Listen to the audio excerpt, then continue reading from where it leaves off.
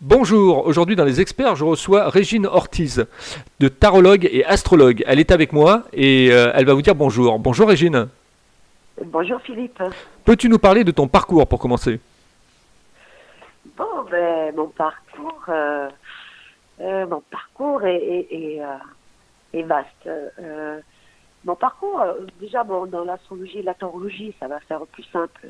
J'ai commencé il y a plus de 25 ans, par passion. Je suis Mhm. tombée dans l'astrologie par l'intérêt que je porte à la mythologie et aux symboles. Et en fait, dès que j'ai pris les premiers cours d'astrologie à l'époque, je sais que c'était mon vecteur. Alors ça a été tout un chemin, parce que ça a été une passion que j'ai développée parallèlement à des activités de salarié que j'avais. J'étais dans la comptabilité, donc j'ai toujours pratiqué l'astrologie parallèlement à cette activité de salarié, parce qu'il a fallu du temps pour apprendre, etc. Et à la suite de ça, je suis aussi initiée avec les tarots qui sont venus à moi 10 ans après. Et Mhm. en fait, dans ma pratique, voilà, j'utilise les deux supports qui sont l'astrologie et les tarots. D'accord. Et tu utilises Euh, les oracles également ou uniquement le tarot de oui, Marseille? voilà, au début de mon parcours, j'utilisais l'oracle de Béline et le tarot de Marseille. D'accord. Et ouais, en alliance avec l'astrologie, c'est-à-dire l'astrologie, l'étude du thème natal de la personne, voilà, la course des astres autour du thème natal, etc. De toute façon, dans le Que tarot, je dans trouvais que l'oracle de Béline, il y a les planètes, hein, donc. tout à fait, oui, oui, oui. C'était le mage qui a créé cet oracle qui était féru d'astrologie aussi, bien sûr, bien sûr. Et c'est pour ça d'ailleurs qu'il me parlait beaucoup.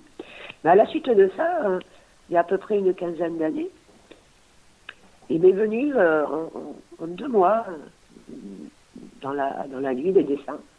Et je me suis mise à dessiner mon propre tarot, mon propre jeu de cartes, Mhm. qui est une alliance quelque part de tout mon parcours astrologique, si je peux dire, et tous ces symboles qui me tourbillonnent dans la tête, et tout mon chemin au niveau de ces tarots. Et ce jeu de cartes, il contient 37 lames, et je lui ai donné le nom de l'éveilleur. Alors pour les gens, les lames, c'est les cartes en fait, hein. Les cartes, les arcanes, les lames, ouais, Les oui, arcanes oui. majeures, arcanes mineures, etc. Oui, quoi. ouais. Mhm. Ouais, c'est joli le nom arcane. Ça veut bien dire, ce sont des images empreintes de symbolisme, de force, d'énergie. euh, et, Est-ce que les cartes te chauffent les mains? Parce que l'oracle de Béline a une oui, particularité, c'est qu'il chauffe les oui, mains. oui. Ben, c'est propre à chacun ça, hein, parce qu'il y a des personnes, le Béline va être très puissant, donc ça va être le tarot de Marseille. Évidemment que ça chauffe, et je pense que c'est tellement énergétique que oui, ça peut le faire sur des personnes qui sont sensibles à ça, ouais, bien sûr. Donc là, tu crées également ton jeu, hein. Tu as créé un jeu de cartes. Donc c'est mon jeu qui s'appelle L'éveilleur. L'éveilleur. Et D'accord. voilà, L'éveilleur, il porte le nom de L'éveilleur, j'ai breveté.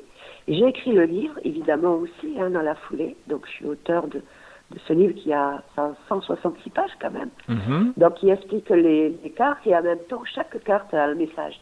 C'est-à-dire que dans mon jeu, on peut tirer une carte et lire le message. Et d'ailleurs, il est en ligne sur mon site, mon jeu. Et on D'accord. peut le tirer sur mon site, quoi. Et c'est comme un message aussi un petit peu philosophique ou spirituel aussi, quoi. Peux-tu nous parler maintenant d'une journée type de travail? C'est-à-dire le matin, est-ce que tu ne lèves tôt? Et comment ta journée se Mm. compose ou se décompose? Alors, bon, moi, voilà, je suis tranquille en ce moment. Enfin, je ne fais que cette activité, mais tranquille, je vais dire dilettante, si je peux dire. Mhm. Je suis de lève tôt parce que j'aime écrire. Là, par exemple, tu vois, aujourd'hui, c'est la nouvelle lune Oui. en Sagittaire. Ah, Donc, mon je me signe, suis c'est mon signe. réveillée. Eh oui, ça te parle, Ah, c'est hein. mon signe. Donc ça me parle. Tu me l'as dit, ouais. Donc, je me suis levée vers 5h30 et j'ai écrit sur cette nouvelle lune. Tu vois, voilà, ça m'a pris 3 heures à peu près. Après, D'accord. ben, écoute, si j'ai des rendez-vous, ben, je prends pas plus de un ou deux rendez-vous par jour, pas plus, parce que j'aime bien euh, le faire tranquillement. Parce qu'en même temps, après, Énergétiquement, ça me fatigue pas, mais j'aime pas être bousculée. C'est vraiment un luxe que j'ai de faire comme je le sens. Tu vois. Et j'écris, je peins aussi, puisque j'ai peint mes cartes, mais en même temps, je les ai peints en tableau aussi, parce que j'expose aussi mes dessins de tarot. Donc ça me demande un travail de peinture. Donc tu vois, mes journées, elles sont ponctuées de peinture, d'écriture et de consultation. Ouais, j'avais vu que tu avais parlé de la peinture, parce que moi je t'ai connu par les Love Sisters de Oui. Myriam Bateau. Mm. Et donc, Oui, oui. c'était très très sympa. Et tu peux nous parler d'ailleurs peut-être de ce passage à la télé que tu as fait. Oui, mais j'ai présenté mon tarot et mon livre, quoi, sur ce plateau. Ouais, ouais, ouais. Et en fait, mais ce sont des dessins originaux, hein, donc que je les présente aussi, quoi, parce ils sont pleins de symboles, hein, Mhm. euh, ce sont des choses qui me portent et qui me servent moi dans les consultations.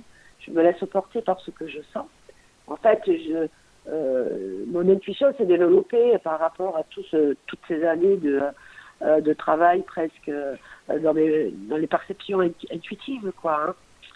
Hein. Par la connaissance que j'ai de l'astrologie et le tarot qui éveille un peu plus l'intuition aussi, quoi. Donc ça se développe. J'enseigne aussi l'astrologie, j'enseigne mon tarot, j'enseigne le tarot de Marseille, l'oracle du Bénin. Alors justement, Donc, essayons d'expliquer aux gens effectivement combien ça oui. coûte quand tu donnes des cours au niveau du tarot de Marseille et de l'astrologie par exemple. Ben, alors, au niveau de l'astrologie, je propose des cours que j'appelle la connaissance de soi. C'est les ateliers connaissance de soi. Ce sont des cours de 2 heures. Il y en a 9 Mhm. sur 9 mois. Et en fait, j'essaye de travailler sur un mode ludique. Parce que bon, des fois, l'astrologie peut être un petit peu rébarbatrice. À part si on veut être astrologue, donc là, on se plonge complètement dans l'étude complète de l'astrologie. Et si on veut juste avoir peut-être l'initiation ou un apport, on n'a pas forcé de se plonger à fond. Par contre, ce que je propose moi, c'est vraiment de travailler l'astrologie, mais sous son propre thème. Ça veut dire que la personne, elle travaille, je lui enseigne l'astrologie sous son propre thème. Ça lui fait comme un travail sur elle-même, une connaissance de soi, parce que le thème natal est vraiment un outil extraordinaire de connaissance de soi. Et en partant du principe que tout est mouvement, tout est rythmé par les cycles et les périodes. Et c'est c'est une perpétuelle roue, en fait, comme le système solaire. On est toujours en mouvement. Et c'est comme ça que, en tout cas, c'est ce qu'on me renvoie, ça plaît énormément, parce que, en même temps que les personnes apprennent, elles apprennent aussi à se connaître et à se rencontrer, quoi. Bien sûr, pour les gens qui nous écoutent, ça leur parle, ça, effectivement, qui sont des décideurs, des entrepreneurs. On peut même faire un Ouais, thème astral concernant une entreprise ou concernant bien effectivement sûr. un projet ou une passion. Complètement. Puis, je veux dire, regarde, par exemple, aujourd'hui, c'est la nouvelle lune en Sagittaire. Je veux dire, si, ce sont vraiment des vrais outils. Tu vois, ce sont vraiment des outils de prévision. Moi, j'ai l'habitude de dire, je fais des prévisions comme la météo, quoi. Je veux dire, je fais pas de prédictions. Ben, c'est prédictions pour ma part. Hein. Mhm, Je mhm. pas, ça ferme. Les prévisions j'ouvre. En fait, j'essaye en toute humilité d'ouvrir des perspectives futures. C'est-à-dire que si on a des projets, des ambitions, des envies, des désirs, ben, on a quand même ces outils pour se dire, bon, ok, là, je vais profiter de cet élan pour mettre ça en place. Ah bon, ça bloque pourquoi? Ok, je m'occupe de ça, etc. Et tu vois, c'est très interactif. Et c'est ça qui est jubilatoire. L'astrologie alliée à la tarologie, parce que les deux sont vraiment, ben, pour ma part, hein, excellents. Ça peut donner vraiment des vrais outils d'évolution, des vrais outils de connaissance de soi. Et en fait, d'attirer à soi, d'attirer et de faire venir à soi ce à quoi on aspire, quoi, tout simplement. Parce que si on fait rien, il ne se passera rien, quoi. Tout à fait. Donc, Alors concrètement, pour les gens qui nous écoutent, qui ouais. auraient envie d'avoir leur thème astral, combien ça leur coûte? Et par exemple, s'ils veulent prendre des cours de tarot avec toi ou des cours d'astrologie, combien ça leur coûte?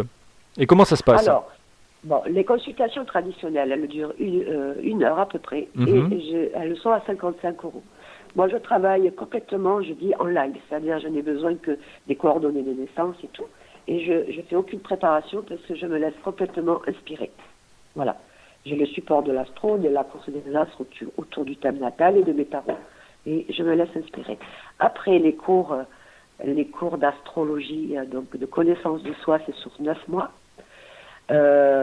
C'est donc, les 9 mois, c'est 540 €. C'est 60 € les 2 heures, voilà, donc ça fait 540 € l'année, quoi. L'année. Les cours de tarot, donc c'est 5 cours particuliers, c'est 300 € les 5 cours.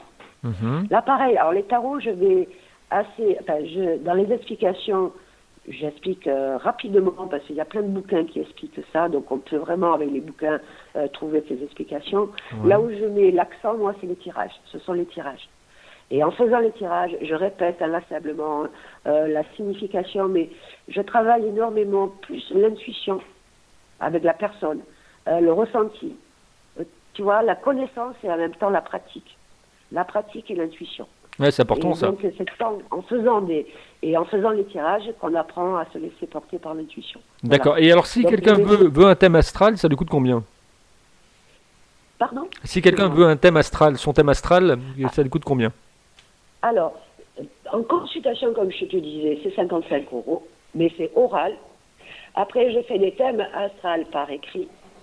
Hein, ça, c'est un travail d'écriture personnelle que je fais. Donc, c'est un thème totalement personnalisé. Et ça me prend à peu près 3-4 heures.